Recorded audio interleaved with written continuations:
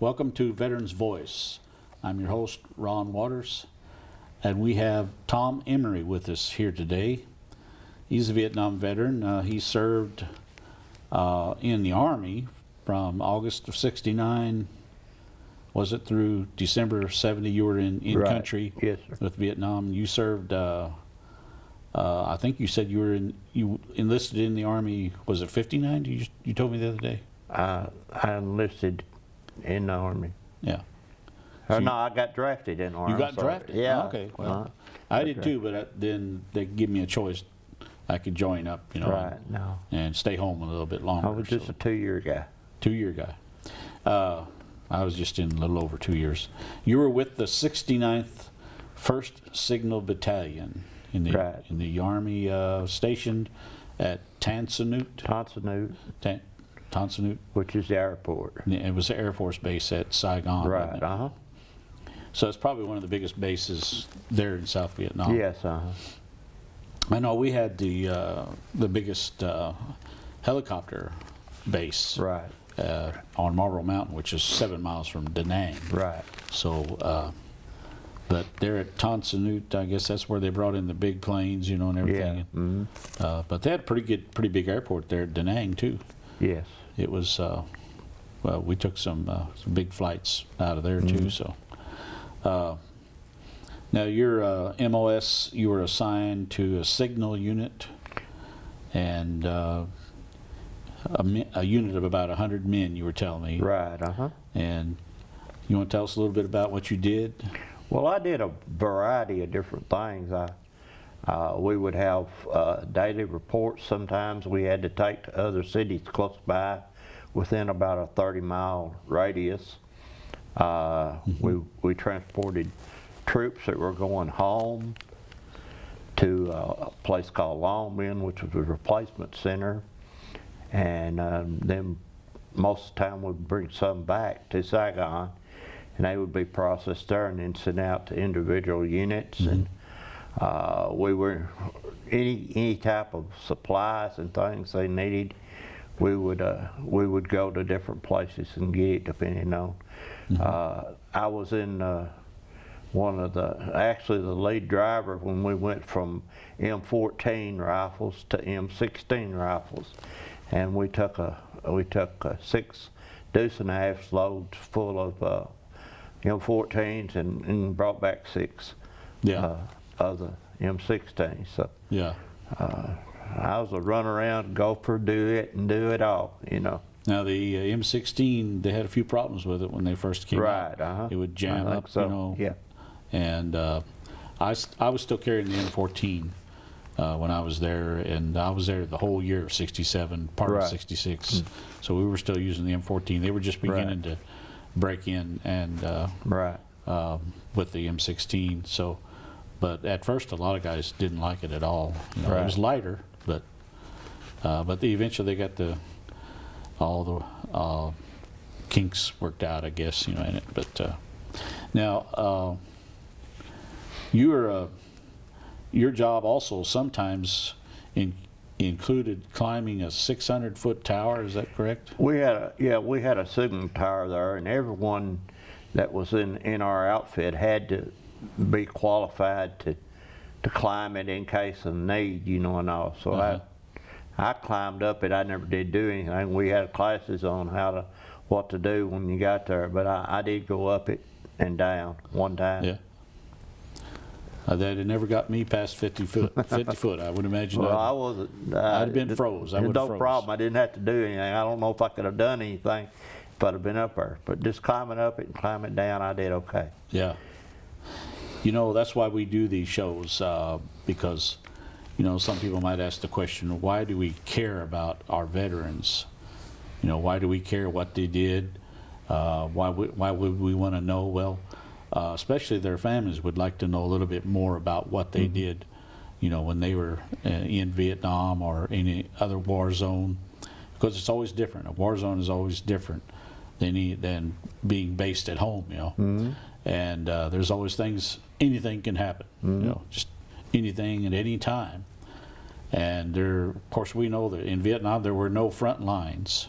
Right. Really, I mean, literally, you could get it no matter where you were. Right. And the Viet Cong were very clever, and they had bunkers, they had underground caves and things, and they could come out of them and just go right back in them, in a matter of moments, and get off several rounds of 140 millimeter rockets, and different things. So, but climbing that tower, you imagine you were a pretty good, easy target if somebody wanted to take a pot shot at you. Yeah, but basically Saigon was the area Yeah. was pretty secure. Pretty secure, yeah. And every now and then you'd have a stray mortar or something land up, Yeah. by. The helicopter pad was nearby. Yeah. And they would try to hit it. Most of the time, they would try to target the helicopters. Yeah. And they would miss and fall short or something, and all. But Yeah. that tower never was a direct target, at all. Yeah. Now, you've been taking some trips back over there. How long you been going over there? Well, the war ended in 1975, I think, April. Yeah. And the first time I went back was in 1980. And it was rough there. They had a lot of the officers and the NCOs that were in the South Vietnamese Army were sent to re-education camps and taught the communist way and the way of thinking, and all. Yeah. The country was still poor, Yeah. no money. Actually, they had confiscated all the weapons and things, so people didn't have the ability to go out. There wasn't a great big lot of danger of, Yeah. but different liberties that they have now, they didn't have then, like church, for instance. Yeah. Most of the people were Buddhists, and you also, Yeah. they allowed the Catholic Church Yeah. to be there, but the other churches, they kind of had to hide, Yeah. where in I think it was 2008, they let loose and let all the churches, now they don't really have to hide anymore. That's great. There's all different types of denominations there, and I went to a Baptist church. It had about 3,000. 3,000. Yeah. My wife met a man. She was doing council work at Hope Unlimited, and he was a missionary from Vietnam, and he'd come to America, and she was telling him about her husband was a preacher, and he immediately said, "Tell him to go to Vietnam." He said there's a lot of churches over there now. Right. So this was like 5 years ago, but Yeah. it's been happening. And you went since then, since 1980. How many times? 1980, I had children I had to raise, so I went early 90, and I started going pretty regular then. And then about 2010, when I pretty much retired, I been going every year. Yeah, every year. And we stay usually. Well, when we first started going, I went with a couple other guys, and we would stay anywhere from 2 to 3 weeks. And now we take 3 months and stay 3 months, usually 90 days or thereabout. You see a lot of Americans over there? There are of veterans? many Americans. There's several veterans over there. The veterans usually a lot of them are around the beach towns like Da Nang and Vung Tau and different ones. Yeah, all that area there where the beach, where the water are. But I meet a lot that are actually living there. Yeah. And some of them live there 12 months out of a year. Yeah. There's some that go and they stay 6 months, come home 6 months. A couple of years ago, I met a fellow at a gun show here in Paducah. Right. And he lives there, Right. Goes back and forth. Right. He gave me his card. He says, "Call me anytime." Right. So it's pretty modern over there now. They've got Yeah. interstates, don't they?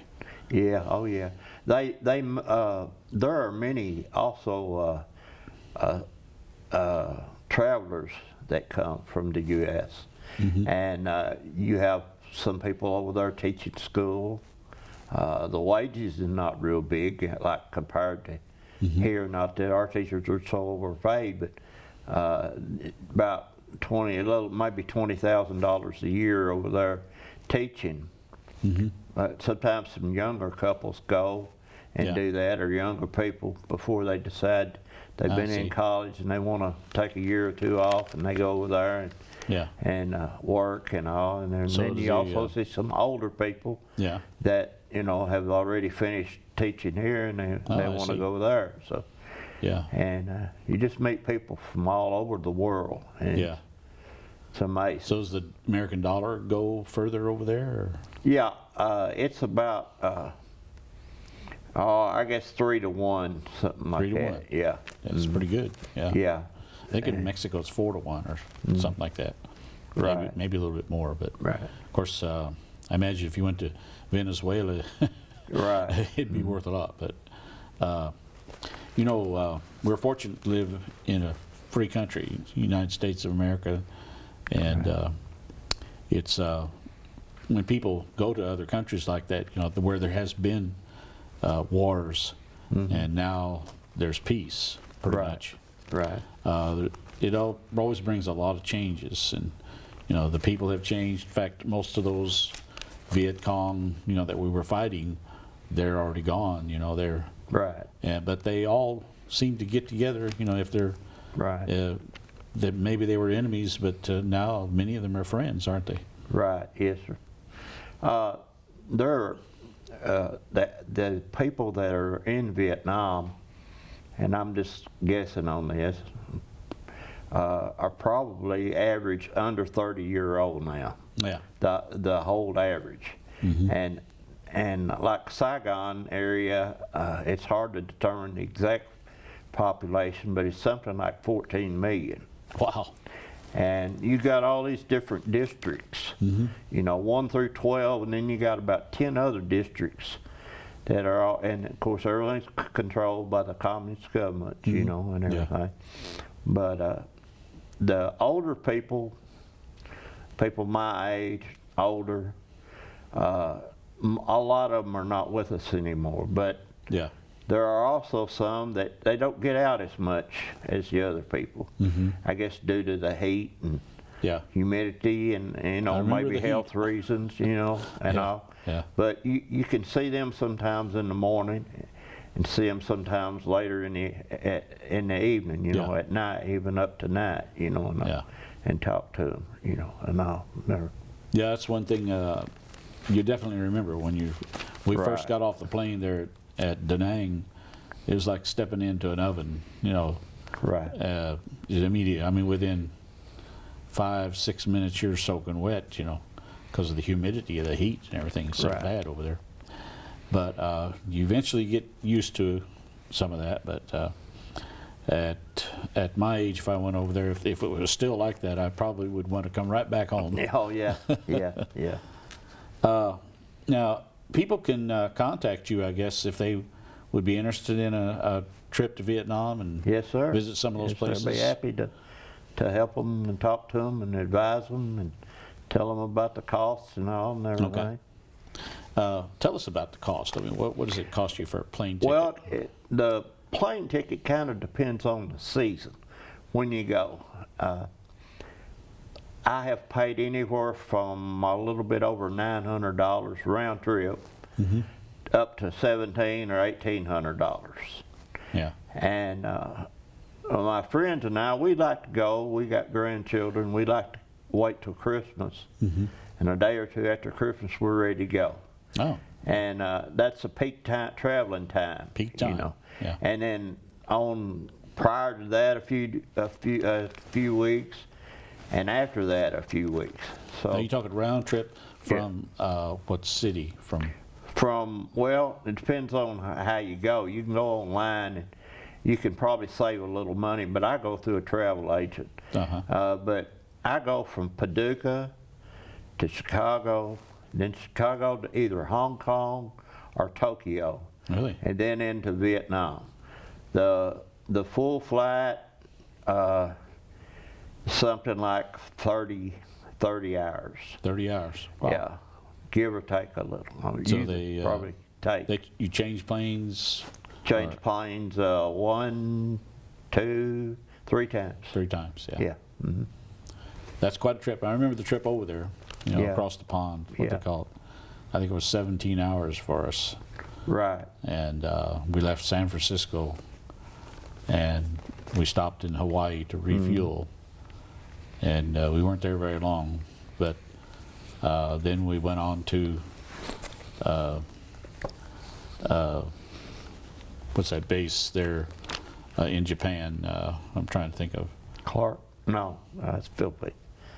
Anyway, we would land there for like a 10-day, you know, get us ready for everything, and then we would go to Da Nang rather, and land in Da Nang. So I'd like to say, to kind of tell you this about my first trip. yeah, I decided to go, you know, and everything, and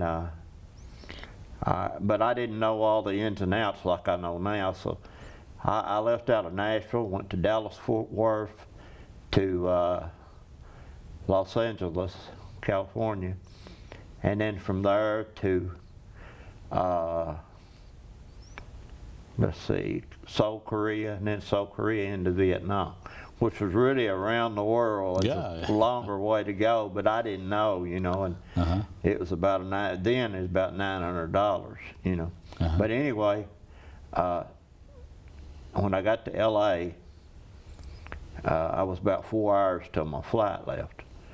Nobody's at the gate or nothing, you know, so I just sit down there, and I lay down and wake up. And when I wake up, it seems like there's a million Asians around me, Vietnamese and everything. Really? And I hadn't been around any, you know, yeah, since I was in the military. So I started getting a little, you know, am I doing right, you know, and all everything. a little nervous, huh? And actually, you know, when I got in there, we were coming into Saigon. I'll never forget. You seen all the lights, and I thought, what in the world am I doing here? I said, I come over here and I made it home, and here I am going back, you know. Yeah. And I didn't know what it'd be like. Well, 5 minutes after I got out away from the airport, I realized that, you know, it was a good place. It was safe. Yeah. And just a good time, you know. I guess there's a lot of reasons to go over there. Some people don't have any desire to go, and I've thought about going back, but then I think about it for a while, and I think, well, I can go on YouTube and I can see all kinds of videos there of what it's like over there. But I think it would help anyone. Yeah. I know a lot of people don't even want to talk about it. Yeah. You know, but I think it would help anyone just to go. They wouldn't have to stay a great long period of time. Yeah. But my idea is as much as you pay to get there, Yeah. you know, and everything, you're better off, you know, staying a while and getting to see everything. Yeah, that's right. A lot of people, I go to the backpack section in Saigon. By that, I mean, people come in, they're liable not to stay but 1 day, 2 days. And they rent a little old hotel, or like it's got a bed and 1 shower for everybody, and there might be 15 or 20 in there. Yeah. You know, and they get around, then they go to another area, you know, maybe Pleiku or Da Nang or. Now there's all kinds of the tours. I guess train. you can go all the way up to Hanoi, can't you? Yeah, yeah. And Yeah. a lot of them will take the bus, which will take forever, and it's rough, and the roads are rough and everything. Yeah. I usually try to fly. It's not all that expensive, you Yeah. know. Yeah. And I try to fly wherever I'm going. When I'm in Saigon, I take a taxi the majority of the time. The traffic is awful. I would never even attempt anymore, although I used to drive over there when I was in the Army, but now I've gotten older and all, I don't want to drive there, or don't really want to walk across the street. Yeah. Because the one rule in Vietnam about traffic is there is no rules, you know. Oh, So yeah. No rules. you'd all be going, they're just able to run smack dab over you. I've seen some of the videos. There's scooters everywhere, ain't they? Scooters everywhere. Motorcycles. But there's also brand new cars. Yeah. Yeah. There's a car manufacturer in Vietnam. Yeah. Remember that? Yeah. There's several different ones. Well, not manufactured, but several different dealers. All the cars that we have here are over there, you know. Yeah, so there's Ford, dealers there Chevy, too. and everything, you know. Yeah. And the restaurants, we have all the chain over there that they have, say here in Paducah, you know. The main ones, you know. So you definitely find McDonald's. Hamburgers, yeah, McDonald's, you know, Hardee's. Well, some people ought to feel at home then, I guess. KFC about on every corner. KFC, oh yeah. Yeah. I remember when I went to Haiti, KFC was there.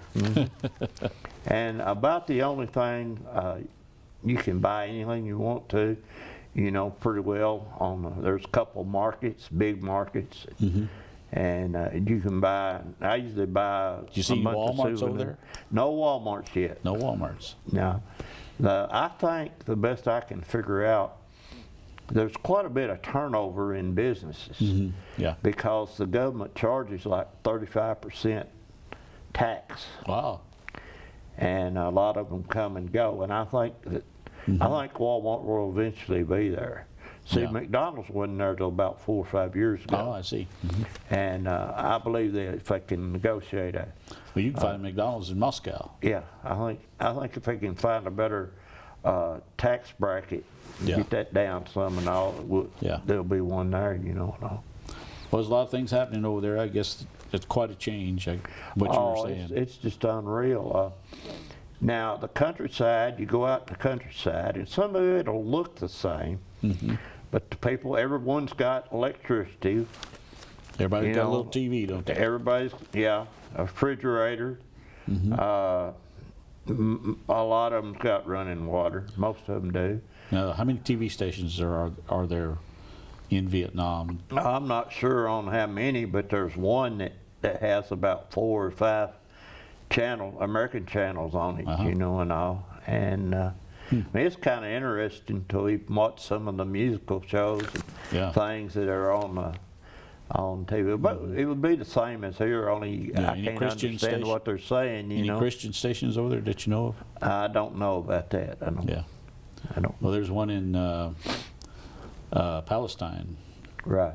A friend of mine, Terry McIntosh, owns it, and runs it anyway. So he put me on that program over there. So, but I don't know how many it's reaching, but it's several 100,000 or million or so. So I might look into that. You know, maybe I want to broadcast over there too. So it seems like every year though there's changes, and Saigon itself it would be equal to, when I say Saigon, it's Ho Chi Minh City now, but Ho Chi Minh City, yeah. But Saigon is similar to L.A. or New York. I see. Big tall buildings that weren't there when we were there, and you go and there might be an old building, you know, this year, and next year you go back and there'll be some kind of great big building, you know, there and all and everything. And the people in general are much better. They're healthier than they were. Yeah. They're a little bit heavier, you know, men and women. Yeah.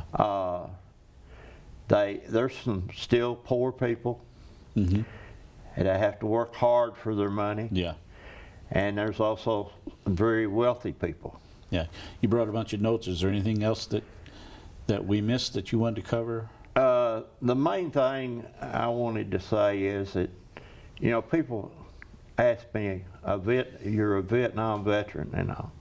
And one of the things they're thinking, they want to say, did you kill anybody, or did you shoot anybody, something like that. Well, you got to realize I was there when there were 600,000 troops. Yeah.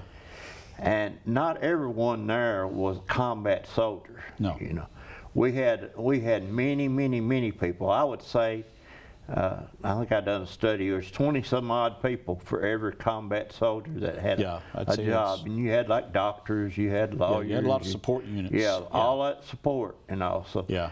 not everyone went that. When you mentioned Vietnam, that were out there shooting. Yeah. And all. Yeah, Now, I think we all had, had a little bit of probably action, Yeah. Yeah, because it was everywhere. There was no front lines, Right. and you think you might be on a base that was safe, and then that night you might get hit, with 140 millimeter rockets or something. Right. And they did that to us one night. They were trying to hit the helicopters. They're always trying to hit the helicopters, but it was windy that night, and they missed their target, and they hit all the living areas. So, but yeah, there was no front lines over there. But it's interesting, some of the things you were talking about, how the people have changed, not just the country. Right. And the people are friendly. Like I said, you got an early group that really do not know about the war except for what they have gathered from their parents, or grandparents or something, So they treat you great. It's safe. I'd actually feel safer there than I do here. Oh yeah. Yeah. And the people are friendly. Most of them are taught English at a young age now. Yeah. A real high percentage can speak English. Yeah. And religion-wise, probably Buddhism is still the top, but and then Catholic is second, but all the others, and all, I'm going to say it's probably almost 50-50 now, Really? with Buddhism being 50, and then all the others together would be 50, Yeah, it's seems like after a country has been at war with all the changes that take place, that religion always seems to have a big influence. Right. Because people they get tired of war, they want a peace, Well, one thing I do want to say that you can stay in Vietnam a whole lot cheaper than then I could go to Florida for, I believe, a week or 10 days in Florida would be expensive as 3 months in Vietnam. Really? And I mean, I rent a pretty nice little apartment, and it's in a friendly section. I've been there 6 different years now at that one apartment. Well, that's great. Now people can contact you, and we're going to have your number on the screen that they can contact you if they're interested in going over there, and you can tell them more about it. And so there's probably some things that we wanted to cover today, but we're just running out of time. Right. But we want to thank you for coming on the program today, and we want to support our veterans in any way that we possibly can. So that's why we do these programs, Right. And so we'll have more information about that, and we'll anyone that's interested like that, they can call you. So we'll have your information on the screen there. So we want to thank you for tuning in today to Veterans Voice, and we'll see you next time.